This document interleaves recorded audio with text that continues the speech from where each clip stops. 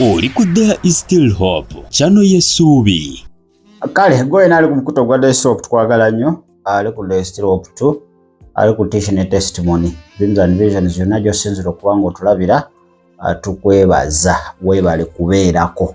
Olunaku luno lwa kusatu nakusomeza 24 omwezi gwa mwenda 2025 abatanaaba kukwakulibwa mugere n'okukkiriza nti ennaku ssaawa zikyali abakulu ze baabawa Mukama akyerowooza. Kale Mukama tukwebaza olwaleero kubanga otukuumye nga tukyali balamu. Ekitiibwa kyo n'amatendo mu mutukuvu tuluŋŋamye mu Kristo Yesu Omwana wa Katonda omulamu tusabidde. Amina. Mbalamusizaako mwena abeekumira ku There is Still Hope. Mukola ky'amaanyi nnyo okuba nga mutugoberera mu nsi yonna. Internationally and nationally. Okay. Wita mu Kristo Yesu. National ebeera country wide. Eba country wide. Ziongo jadduyiga. Kakati ebyabasumba okuba nga bawukana ne bakazi baabwe birinnye enkandaggo. Kituufu. Kati twali tukyali ku musumba ku mutume. Dr. John Mulinde ng'atubuulira nti officially okuyita mu mateeka obufumbo bwa Uganda buno buli mu biriko si bwa Bible buno bwa gavumenti bwe tuyita mufe anti mbokukakasa nti oli mufumbo olina okuba ne certificate ya gavumenti anti buba bufuse bwa gavumenti sivo mu bikubya birayiro maaso ga kooti bamugera mu ofisi ya RDC oba registrar magistry nawe mukubira ebirayiro mugenda nga bana basatu bataano awo kati eba sivo kati eno eri religious naye komekereza egenze mu sivo kubanga olina okubeera n'ekiwandiiko certificate nga Attorney General yakiyeeko omukono Mr. Kiryowa okitegedde. Ekyokubiri nti kanisa ezimu mbwate temukkiriza kugattibwa ate nga okugatta kwa Kristo mbwate mwe temulina oba bisaanyizo ki ebyetaagisa mulina okuba ne certificate mulina okuba n'olukusa lwa gavumenti kakale okugatta kwe tulimu ennaku zino kwa Baruumi si kwa Bayibuli kwa Baruumi. Kituufu. Era emisozo zonna gye tulimu gy'abaki gy'Abaruumi bennyini kakati gwamanyi katukirekaawo tukirese kati abasumba okwawukana kulira kati efuuse ensonga neyannamaddala twali tetumanyi lwaki omulabirizi omuzungu kyayita Bishop Kiganda yawukana ne mukyala we ensonga enkulu naye leero atadde akaka akatuteeredde agambye ekimala kimala. Kituufu nnyo. Omukazi yali ayagala nnyo ebyakalago kalenzi ndagulaamu kirabika obwenzi oba yali abugumiikiriza naye mbwe ekyatuuka ku kalogo kalenzi n'agamba nedda kikaaki wano sisobola era n'agamba kakati tugeze oli wantu oba okyadde oba mukyalawo omulanga ateeka obutwa muki mukokunywa ng'ogamba kakati kale kankusonyiye naye kankanywe oba katusigale ffenna kati ayinza okuddamu ku luno ayinza obutateeka mu kakyayi n'ateeka mu kirala ku luno ayinza okugira bugizi n'otazuukuka kale ensonga za omulabirizi njagala gwe mwennyini ozeewulirireko. Onoomala ezeewulirirako ojja kuba nga naawe omuwagira oba omuwakanya awo wetuli. Leka nkuwe omulabirizi Kiganda ng'akunnyonnyola lwaki yayawukana ne mukyala we naawe okwate ebyawandiikibwa okkirize oba owakane mu ddakiika emu leka tujje mundagane kati yali automatic. The expectation where the woman was supposed to be virgin. Short of that, genda ne mu kisenge mbeerera nga teriyo kaweddemu kagenze simanyi ekyoli naye ffe ab'omulembe guno tulina ebyawandiikibwa bye tutategeera bulungi bitutawaanya. Bw'otunuulira empaka zonna eziri ku kigambo divorce zeetolera ku bintu nga bisatu. 1, religious ideologies. The different religious ideologies nga zino ziva kuwa, ani yava luddawa, ani yali wa ddiini ki. Buli muntu arizoninga asinziira ku ddiini gye yava. Yali mukatuliki bw'atyo bw'arizoninga, yali musiraamu bw'atyo bw'arizoninga, yali mu Anglican bw'atyo bw'arizoninga. Lumu nagamba abantu nti singa obulokole babadde bakubutwala mu laboratory n'obuteeka mu test tube, oyinza oggwawo ekigo nga content ey'amadiini ge twavaamu ezitowa 30% mu bulokole. Singa otwala obulokole mu test tube mu laboratory nga gyeri n'obuteeka mu bwoti, ojja kutya nnyo ng'eddiini ze twavaamu zikyazitowa ebitundu 3 ku 100, ng'era zitutawaanya ne mu decision making, ne mu ideology, ne mu kulizoninga, ne mu kulowooza, ne mu feelings. Eddiini ze twavaamu ebintu ebimu byetukkiriza abantu oyinza n'obasaba ebibatawaanya ne balizi ne bakyawagana ne bavumagana. Oyinza n'omubuuza naye kati ekyo kyosinzirako okukyawa gundi oyinza okidefendinga mu Bible. Can you defend that in the scripture? It's just a feeling, ideology, religious. Gundi ye mutawaanya, buli muntu adefendinga ekintu kye mu ngeri ye, naye nga bw'omunoonyereza ennyo waliwo gye baakimuteeramu kati alwanagana nakyo kuba balina gye baakimuteeramu. Abaana ba Isirayiri kyabatwalira olunaku lumu okuva e Misiri, naye Misiri okubaggwamu kyatwala emyaka 4. One day they got out of Egypt, but it took 40 years for Egypt to get out of their minds. So omuntu gye yakulira wakulu nnyo nnyo. Nze nyina abasiraamu abaalokoka nga basiraamu naye nga gamba ekikwatagana n'embizi eyo sobola girya anomuga kale tubireke ekintu alamugenda nti nedda tukirewe kikayiniramu yaki akyayina allergy ayina feeling eyo agamba munne nakula sigirya oyo n'omuleka kubanga isho etwala omuntu mugeena kama ebazi. So ebizibu biwerako ebikayanya abantu. Mu study yange ne mu kitabo kyange bino bimu ku bye nalaga saagala bamalira budde bungi.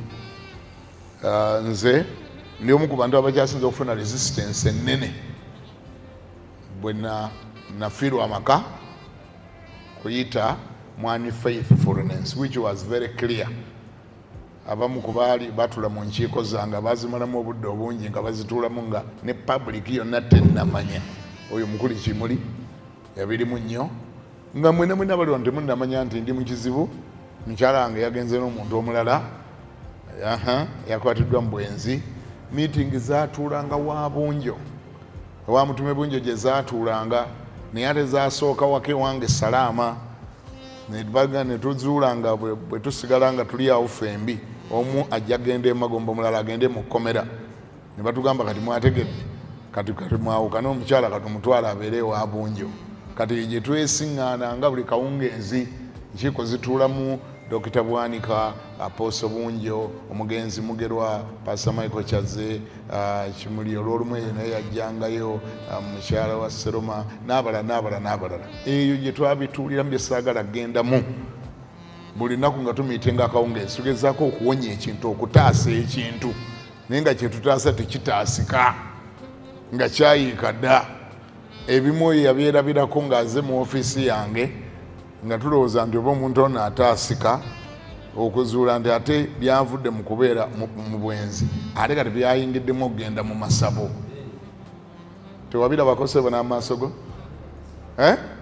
Byayingiddemu omuntu gw'omaze n'ebbanga mumanyi mulokole, kati ate bwe twogerera ali musaba asomba ddogo agezeeko okulaba nga kati eddogo litaasa obufumbo bwe. Simanyi ekyuli challenge eri ku bintu bino. Kati ngera omusajja oli bw'omuwulidde tojja kukwata bintu bino, where it is tricky, togenda kukwata bintu bino bino biteekaawo mu ddiiro, tebiteekekawo. Era oyogerako bino ebiyita eno ku ngulu kubanga buli kyoyogera kikuddira. Nze nali mu lutalo nga ndi ku climax y'ebintu ebyo nfundikira nkivaamu, naye nga nnyina abagamba nti bo bakwano bange bagamba ssebo tekisoboka tekisoboka omuntu divorce tekkirizibwa okusonyiwa kwajja omuntu olina omusonyiwa olina omuzaayo mu maka olina okusigana ebaga bannange ekintu nze nkyo baddemu emyaka 19 mwagala byonna nsooka embiteekaawo mulyoke mukkirize nti mbadde mugeyeena naye nga kugamba challenge eri ku bintu bino abantu baagala oyogera ennyo basobole okumatira naye ate gyokoma okwogera ennyo gye bakoma okukwewunya gagundi bulijjo oli muvundu bw'otyo. That's why it is tricky. It's very tricky. Buli muntu agira naye nga situmatidde lwaki obiyiseyise ku ngulu ebintu byonna biteekawo tumatire tusobole okuyamba naye ate gyokoma obiteekawo bw'obiteekawo nga ate badde oli badde musajja yavunda dda bw'atyo omusajja badde mu kivundu bw'atyo ngatigana nze waliwo ayambuuza nakwata tumaze okulikodinga ex wange n'ebyamalogo oyo kimuli yaliwo live tukutuli nenga kati nno omuntu ono agenda alabika nga ayagala kunneekutulako ate nga nange saagala mufiirwa. Somebody take care of that phone.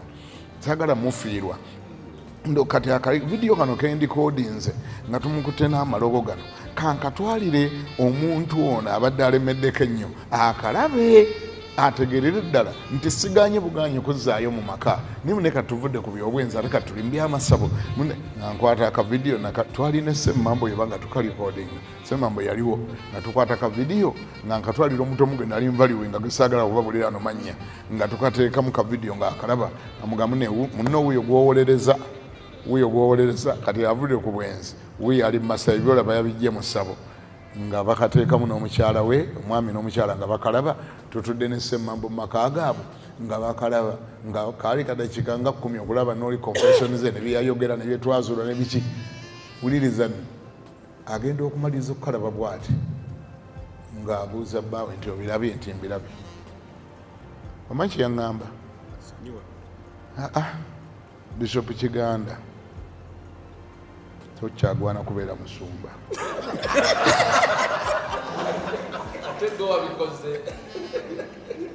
togwana kubeera musumba baali kirabika bakulogaloga dda you don't qualify to be a pastor kati obusumba buveeko tuula teekawo omuntu omulala ogende ku sabbatical leave banga myaka 7 kuba kati abantu okyababuulira kinawe nyini oli naawe olimu eddogo kati tulebe ebintu byolese kati weewunye ate nze mukubitwalayo nabitwalayo abiraba sympathizinge nange anveeko oli olukunya olungi lwantadde kandeke kwega weewunye noonya kwetaasa oyo yaŋŋamba togwanira kubeera musumba kati nenoonya ekyabintu azanga sikitege kyafuuka waafi biri byentutte yaŋŋamba okusira ku byenda bye togwana kubeera musumba vako busumba yanga step down teekako omuntu omulala kubanga ate era bwate bweyaŋŋamba yanga wetaaga kukolako deliverance. You know, we are talking twogera ku kintu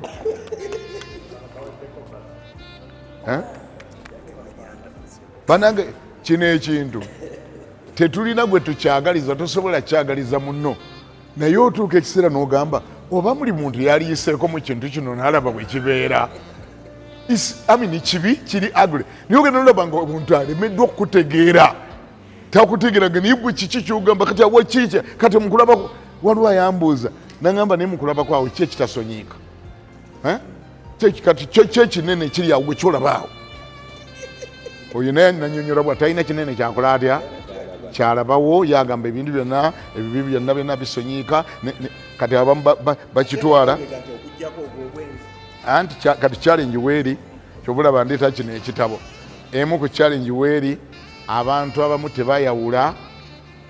tebayawula divorce na forgiveness babitwala nga bakubuuza oba oli mulokole bw'oba oli mulokole lwaki tosonyiwa nobagamba bane nasonyiwa ate kati bw'oba wasonyiwa ate lwaki oyawukana naye ulya reasoning eyo bw'oba oli mulokole ate nga bayibuli mutalisonyiwa temulingira bwakabaka bwa Katonda kati gwe oli mulokole lwaki tosonyiwa nogamba ne nasonyiwa ate kati wasonyiwa ki ate nga mu divorcing bw'oba wasonyiwa muzzeeyo mu kisenge eyo ye reasoning naye eri awo era sebo ojja gisanga ojja kuwulira babikugamba bw'oba wasonyiwa ate lwaki taddayo kakati ate olina kusooka kubannyonnyola enjawulo kyobulanga mu kitabo kyange wali mu kitabo kyange mbisegmentinze definitely mu kitabo kyange mbisegmentinze adultery, forgiveness, divorce and remarriage. Ebyo byanjawulo okusonyiwa fenna kitukakatako tuteekwa kukola tutya tuteekwa okusonyiwa. Okay, naye tekitegeeza nti bwe mba mbadde ndese wano ecupa yange ey'amazzi neŋŋenda mu washroom wali neŋŋenda mu washroom ŋŋenda okudda God forbid nga semmamba nteereddemu obutwa kaakati nenzira ng'ali mu kukimaliriza asunda bwati bugire n'akapapula n'enkalaba wali ng'abutaddemu. Kaakati bo waliwo abakkiriza naddala abaava mu tukutendereza bo bakkiriza nti bw'oba omusonyiye ng'akwetondedde bwe yeetonda nagamba oluganda nsonyiwa sitaani yannyingiddemu yankemye mbadde mbukuwadde naye nsonyiwa. Kati waliwo abakkiriza nti oba omusonyiye lwaki tobunywa?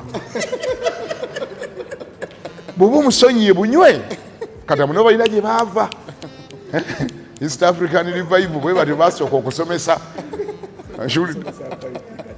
bo basooka kusomesa batyo. Kale ndowooza gwabadde akatambi okakozeki akatambi akawulidde weewaawo kawanvumuko kawanvu naye okawadde obudde n'okola ki n'okawuliriza bwekiri. kakati ndowooza ekkanisa etandise okwetematemamu njiraba kubanga kati waliwo tiimu Divorced Association nti ffe tuli baawuzi tuwagira Divorced Association tuwagira bana abayawukanye waliyo tiimu we don't support ffe tetukiwagira.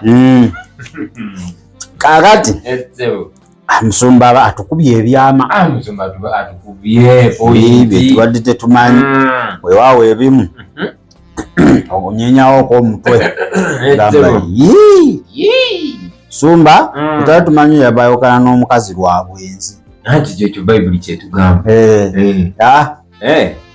Yawakana naye lwa ddogo yali ddogo aye wa Bayibuli wegamba omukazi wo wabanga mulogogobe anti kakati bw'aba ndoga kitegeeza ayinza okumufunza ate gwe pasita nga gwalina puroguramu mukutula njegere anti kati olaba ebintu bino biraba nemaye byewunjisa okubanga eddogo liri mu nyumba ya pasita mwetambulira bino biraba yinza okuba kituufu abantu bano bakutula enjegere ati nze engeri ginawo bintu bimpuuba biyinza okunkwatirayo nga simanyi gwe zo zakukutula zewo zakukutula okutula zabalala erewe simanyi oba okkanya ne Musumba engeri gyasenzeseemu ensonga ze era kati divorce zigenda kubeera common naddala mu baweereza kantu katono kati naye ngenda kugoba kantu katono kati kugoba okitegedde kakati mukazi yali mulogo bwe namukwata ne bu vidiyo anti omanyi Bayibuli egamba obujulizi obwabasatu kakatenga n'atwalirako bwe yalina abaali bamuwakanira n'abatwalira katambi bakakatse ebintu bino bunno naye bamugamba bwe tokyasaana kubeera Musumba bakuloga dda oli pasita omulogo ddala olusinzikiriza kubanga oli pasita ng'eddogo ewe olinyooka akyayeka obwa pasita aba babukwambula dda mu nsi ey'omwoyo oba kifaananyi kya pasita ndowooza teyalidda mu mwoyo yalikola ye yanoonyanga evidence ya mubiri nina okukwata naye singa yalidda mu mwoyo n'alikutula ono yalisomye nanga owaayi aye Mukama n'amwanika lujjudde mu lwatu ate obwo bwali badde bujulizi bwandibadde bw'amaanyi kazi nayimirira nagamba nnaye nze naloga bishopu oyo temumulabiraawo nze muloga obulozi naye omusajja musabi oyo musajja w'amaanyi musajja alina Katonda naloga nentuka ekisaa nenkoowa nange neneerogeramu bishopu nemukongokako mukuyege kuggi tewali kyenamusobola naye akati ovaayo n'ogamba omukazi namugoba lwa ddogo kitegeeza Ewada. Azana Bishop ale na watu mazemu amanyi. Dogo. Yosibogoba. Kati Bible etugamba tosinzanga bu Katonda bulala, Katonda wa bujja, nange namukwati bw'obujja. Ate ngo mukwatira. Afusa abasiraamu olina mulwanirako. Abasiraamu golwanira ono yerwanira. Ekitegere atisiko omutume ensonga omukazi yayagala muwa butwa. Kituufu nnyo eyo.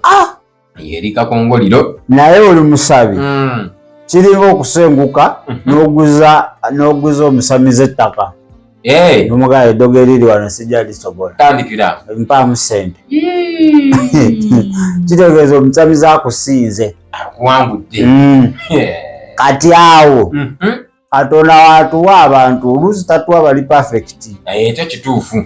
Ogwo omugugu wali gwetisse. N'oguma nagwo. Ogwo olaba wali ogumidde gwa bwenzi. Ate ddogo. Kubanga ye ensonga gy'asinga okuwa eyayonoonera ddala embeera ya ddogo, kumukwata na ddogo. Kintu kyagenda mu eddogo. Oba yali ayagala muteeka mu ya Chutex. Baali bagenda bagenda kwata Bishop bamuteke mu ya soda. Nga atambulira mu eyo. Siye munene oba yali busenga busaaca kati n'agamba owaayi. Naye kati pastor yali mwesoose. Namukwata namuteeka mu ya Yesu ecupa. Ate ni ya Yesu enyweza. Ate osobola okudduka. Ne ya Yesu yenyweza. Yali munyweza. Naye Katonda yamanyi ebikusike. Kubanga owulira g'omunkuba gavuvuma nago tegategerekeka. Gali awo bwegatyo. Ate bateesa ekintu kyali kipange ebityo webiri. Naye tusabire abasumba by the way. Tusabire abakyayimiridde. Abakyalina bakyala baabwe. Tubasabirire ddala. Kubanga sitaani kyayagala ekyo. Kuleka maka nga gasansuse gati. Akujje ku muntu omutuufu. Akuleetere ekicupuli. Nga munnaffe owawane Makerere. Bamujjako oligino. Baba jupu kyemukola. Ekoledde ddala. Kati sitaani kyayagala. Nakuleeta bbala. Kati abo babiri. Bo bavuddeyo ne bagaba waayi. Tebatidde namu. Kituufu nnyo. Alojja lava bavayo n'owookusatu. Naye agenda kuyingira. Mpola mpola. Ale bankubire ng'omusajja koya ajja panga. Ateeketeeka awo. Apanga awo ebintu eby'ekirogologo. N'abiteeka mu kisenge n'ajja n'akwata ka vidiyo. N'akakwata akati. Agamba olaba omukazi andoga bannaaye nze ono omukazi sikyamusobola Mukama nze ono nedda. Okitegedde? Webityo. Kale pasa agambye mbu contest gye tulimu eri religious simanyi omuntu tolina kugoba biki. Kakale olaba nze kyemmanyi lwobeera mu mbeera ebyawandiikibwa bivuga obitwala ku saidiyo. Kibaita self backing. Mateeka olina kikulukusa okizza gy'oli. Niyo kiba kikukuba olina okinyola. Anti kati olaba omwogero bwogezi. Nikino ekitunze nkiyitamu. Manyi obulimi bwakyo. Kintu nga kizitowa kumanyi kyekitegeeza. Olulimi bw'olina businga obwa Yesu bwe twamuwa. Kituufu olaba kituufu Yesu naye kakati ebintu nawo biraba. Onooyimirira obujulizi ki? Onooyimirira obujulizi ki? Namukwata n'essere. Ate sere yali ayagala kuwonya alusi. Sere awonya. Ddagala ery'amaanyi. Naye bangi bavudde ne boogera ebigambo ebikankana mu kuye. Oli teyeerya ntama. Yabitandise dda. Abayisizaamu ekibooko bonna. Talina gw'alese. Omutume n'omulabirizi abakutte kakota. Maye mutume. Maye mukuye.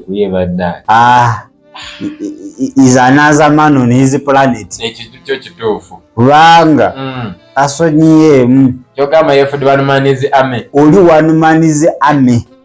Abagasaaba. Wamu. N'abalala.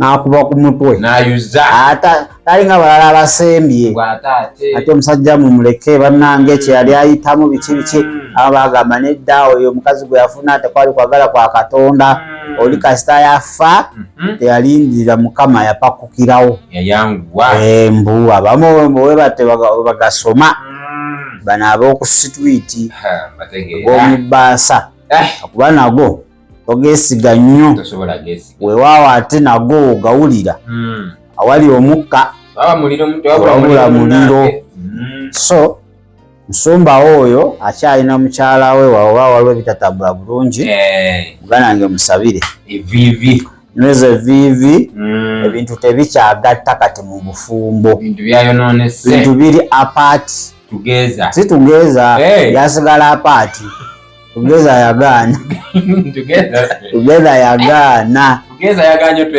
tugeza ali mu relationship bano abo babeera tugeza infact bo tebalina apaati apaati tebakolera baba betugeza ale bamabera tugeza ate apaati n'atwalawo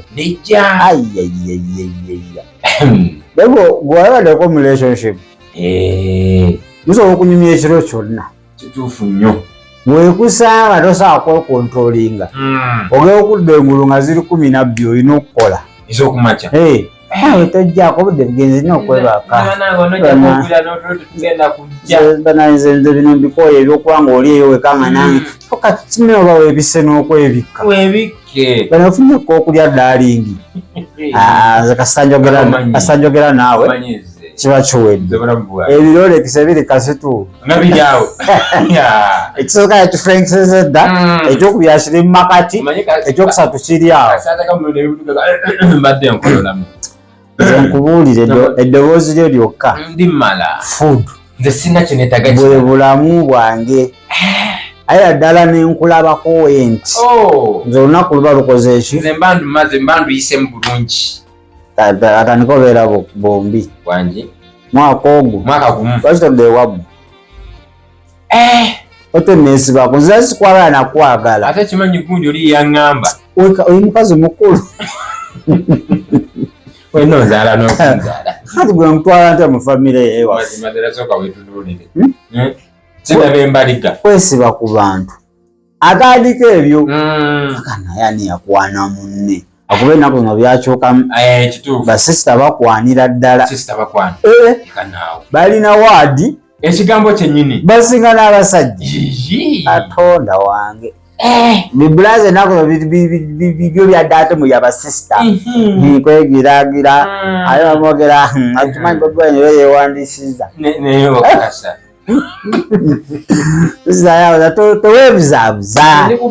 tewebuzaabuza wemutwe mwebuzaabuza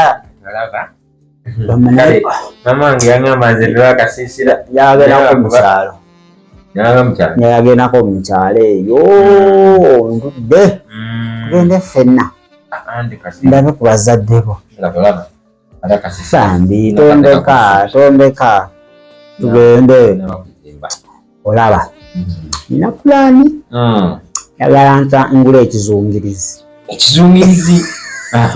kati anze ebintu ebinange mbyagala nnyo tubeere ku kizinga kyaffe tubeereyo fekka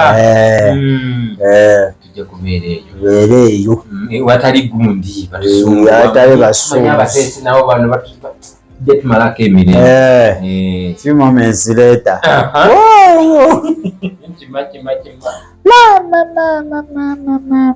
awo kafyu moments later nga kajja kisiraani gwe bwaggwe obusiru bwe wamwe wantama laba agatama nababi toneesibaako nze ndi mwana w'abandi watambulatambula dda ego oli veterani nazirwana omuledi awo manya apaati ayingiddeewo byebiri mu maka niwalaba kusindikira ku kkubo naye nga muganda wa ewakazi gyetwaba mirembe watuuka komanda ayingidde bakuwa amanya musajja atolina nakyomanyi afande atuuse embwa eyingiddewo Omutuju wa wano wuuyo.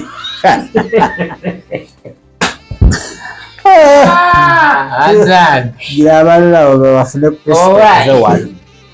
Na Kristo yasobola okukumira mu tugezanensi wamu n'omwagalwa wa Buganda wange. Nawe yali avudde mu kisa na Kristo ademu akukomyewo.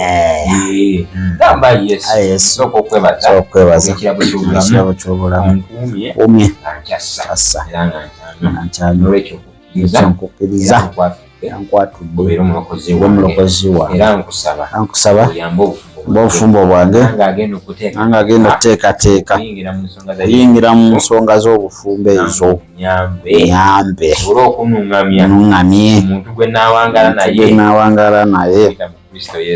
Amiina. Mukama akuluŋŋamye.